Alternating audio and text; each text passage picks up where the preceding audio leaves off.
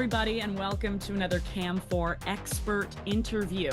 I'm so excited because this is an individual who I've actually had the opportunity to interview many times over the years. The wealth of knowledge is undeniable, and if you are watching our CAM4 Candid Combos on Instagram, you already met the great April Flores, who joined us for our discussion on stigma and breaking it all down. So thank you so much for joining me for this special chat. Thank you for having me. I love chatting with you. My goodness, we're going to get into your legacy. And unfortunately, I have to approach it as though you're introducing yourself for the world the first time and the world doesn't know about you, which is always frustrating because I'm like, everyone should know about April Flores. But for folks that are meeting you for the very first time on this platform, which is mostly content creators, what can you tell us about the experience of April Flores and the legacy in the adult industry? Wow, what a loaded question, but thank you. So my legacy, well, I started in '05, and I think around this time is my porn anniversary. That's wild. So I started in the industry, very experimental, and it's mostly content creators here. We have to put on our memory caps and just go back to the way content was created back then. It was totally different. There were the studios in place and you would get hired. So I got hired for one job and I thought it was just going to be a one-time thing. And then gradually I got hired for another job, another job. I have to say that my friend group at the time was consisted of like directors, photographers, performers, all my colleagues or soon to be colleagues. So getting work was easy for me because my friends were doing it. Contrast to now, you don't really need that to start making content, making money. You just need drive, consistency, and like a phone and a light, and then there you go. After the first scene, after the first few scenes, I was like, okay, this is great, it's fun. But if I'm gonna continue doing this, like I need a reason for myself beyond just like loving to fuck, loving to get paid. And that's when I thought I can use my work to challenge the stereotypes of what is considered desirable, beautiful. Yeah, I decided to continue doing the work to kind of challenge those norms.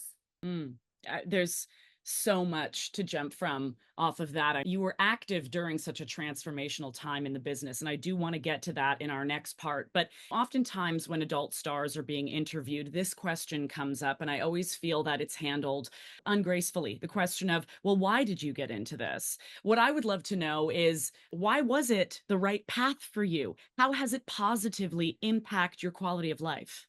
I love that question. Why did I get into it? First, curiosity, right? First scene was with Belladonna, who's major icon and established.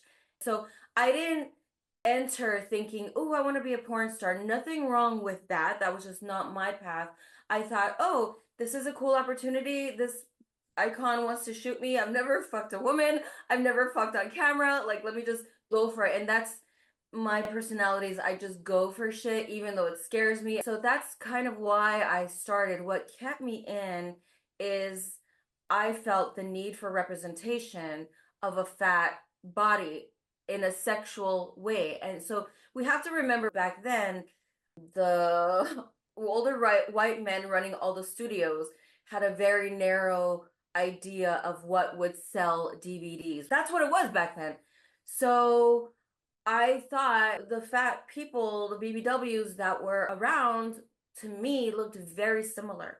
Same hair, same style, same everything. And I thought, wow, this is like marketing 101. If you see like a need for something to be filled, you do that. And I thought, okay, I look different. We have to have some diversity in here. I'm Latina. And we know that representation really, really matters. And I thought, I want to be this fat person fucking to have people who look like me, people who are attracted to people who look like me, to say, oh, wow, that person's enjoying her sexuality, exploring her sexuality. I can too. I don't have to delay my sexuality or my feeling of worthiness because we're bombarded with advertisement and the diet industrial complex. Like all these things are made for us to feel less than. So capitalism, right? What got me started is curiosity. What kept me in is representation. And this career has led me so many places, like talking to Laura right here. I spoke at Yale in March. Like, what the fuck? Like, the first thing I said at Yale was like, me, like this Latina from LA talking at Yale. Like, I never thought that porn would get me to the places it has. And yeah, I'm so glad that I am doing this. I feel very privileged to do this work.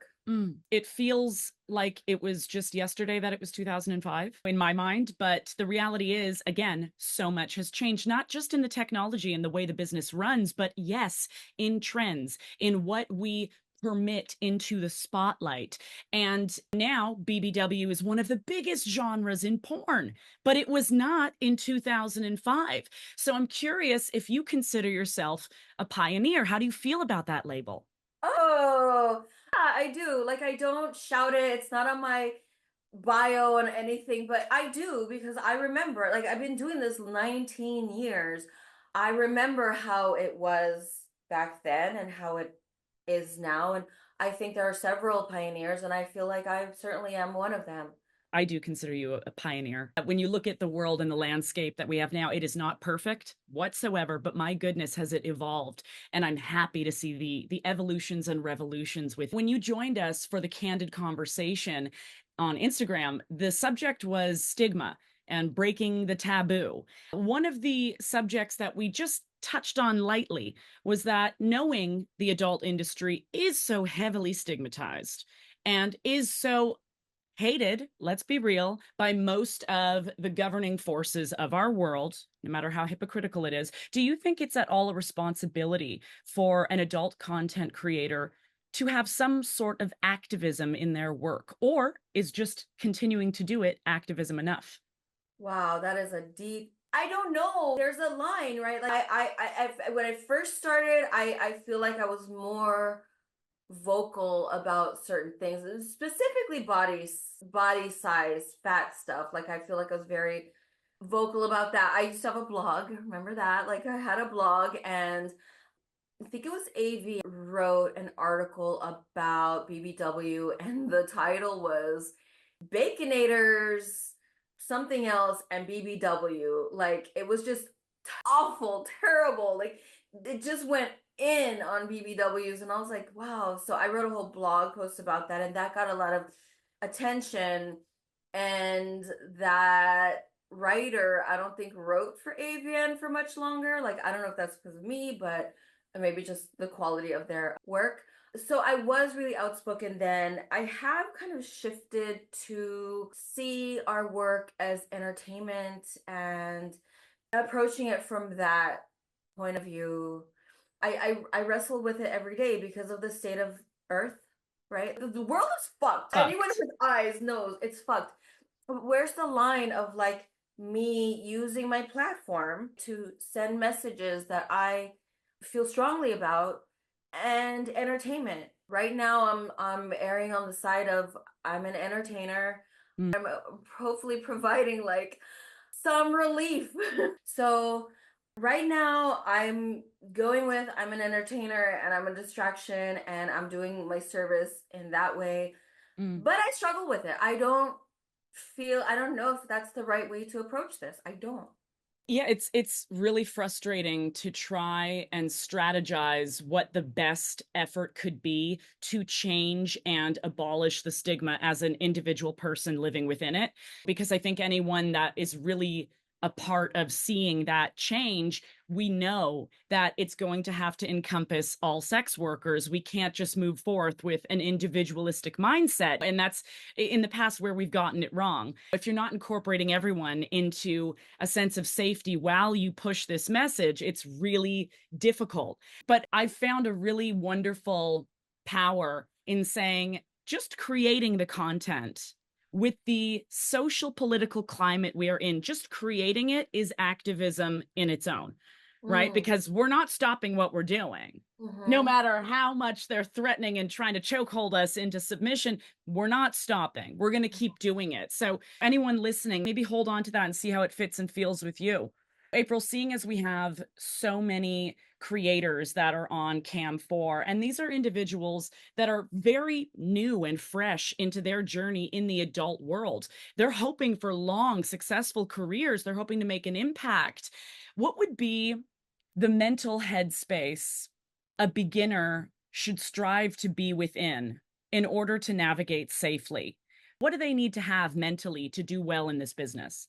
Business, that's the word. It's a business. It's work. It is consistency, like I said a little while ago, drive. I feel like because of the rise of OnlyFans, the stigma surrounding sex work has like I'm just talking like a one drop changed in that sex work is more easily attainable, I think, because the sex work is an umbrella word. And if you're doing online sex work from your home, like that's great. I think that something for a new creator to remember is consent. You can always say no. You can always trust your instincts. Like what worries me is when two creators are in a room together, there is a power dynamic. Like I feel like there's always a power dynamic between people, but especially when you're going to shoot content in a room, like, whoa, where does the consent, the safety, the talk, the negotiations, like, where does that lie? Because it's no one else is there. You don't have to do anything you don't want to do. You try to remember that if you choose to do something you don't want to, it will live. You might monetize it, you might not, you might feel bad about it and not, but that other person will. And the gain of the monetary whatever that you're gonna, the sales you're gonna make on that clip versus the damage you might incur that will last your lifetime. Maybe try to weigh it out. Work with friends, make friends that are like doing the work. You can say no. Try not to do anything for the first time on camera. I love these last two things you just highlighted for us so beautifully. Build a community, make sure you have a support network. And yes, it should be a blend of both in and outside of adult, but also that last bit about make sure when you try something for the first time, you're not doing it for the first time on camera. Such valid advice. You can still call the clip my first time anal, but it doesn't need to be your first time anal, like, because like, I'll be real, my first time anal, you don't want to see that video. Okay. It's a lot of like, you don't want to see that video. That's great sound advice. I don't know what your history in cam is per se, but you're such a brilliant mind. What's the advice that you have for cam broadcasters in how to have a really exciting show? I don't have super much experience with cam, but I think exciting shows where you're engaging with them. Like I love the creative rooms with activities and games and stuff. I think where I fall short in Cami is that I feel like it's a very, you have to interact and be on and be entertaining and engaging, all these things, which I think for some people it's a very perfect fit to do that. So yeah, I think just engaging those clients and switching it to get them to want to like pay to see you fuck. It's a good way of keeping your time purposeful, because I'll open up a cam platform, any of them, and I'll see broadcasters just sitting there or on their phone or napping. And I get it. There are many streams for sleep cams. Like that's a whole thing. I get it. But I know, right? I'm like, get me in on that immediately. But I like that if you build out a little bit of intentional entertainment, you're not then feeling the strain of every minute go by. What has really been so significant for me are my regulars, right? Like we can't discount, maybe there's sometimes they're annoying, but we cannot discount the regulars, how they are the people that house and feed me, right? I can talk for myself. My regulars are the people who pay me. So really trying to find what your regulars enjoy and doing that. Yeah, it's investigative work, but it pays off in the end. I want to end it here on self-care. Over your almost 2 decades in the industry, what does self-care look like for you? Yeah, after a long session, I do have a ritual. Like I have this like potion that I got. I do a little like saying prayer thing. And I do that just to clear my energy. I like do some type of incense or sage or palo santo or whatever, just to clear that space out. My family, my friend, my chosen family, my community, my friends, I rely on so heavily to just balance it out. Like you said, have community that is in the work and not in the work, because the community that's in the work will understand exactly what you're going through.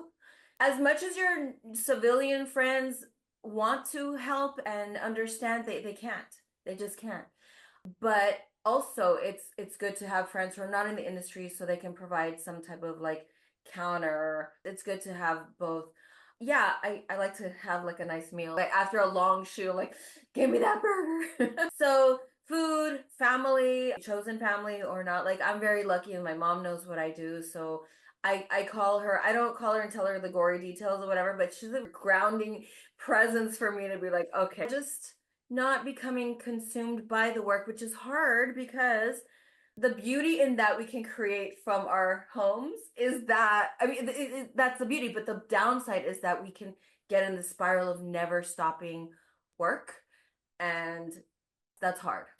It takes discipline, doesn't it? Discipline, yeah, to create it and then to stop. Yeah, discipline to build out the self-care time. I hope that all of you watching and listening, that is something that you start doing in your scheduling. There's no glory in burning out and burning down. You can rebuild, and that's what time should be built in for. Yes. April, my goodness, I always wish that I had 5 hours to sit here and get into it with you, but we have reached the end of our time. For everyone that's watching and listening, how can they learn more about you? Oh, well, you can go to my socials. Instagram is the April Flores, THEE April Flores, also April fucking Flores. Twitter I don't really use, just Instagram is fine, or my OnlyFans or creators here. I'm usually mostly on Instagram. As much as I hate that platform, I do depend on it. You and I are the same person. Laura, thank you for having me. I look forward to our 5-hour conversation, whenever that could be, but I love and appreciate you so much. You're such a vital part of this industry. Thank you. Thank you so much. And everybody else, stay tuned for our next edition of our CAM4 expert interview. If there's someone that you want to talk to or you want to hear from, please do let us know, and stay tuned for more on this channel. We'll see you next time. Bye.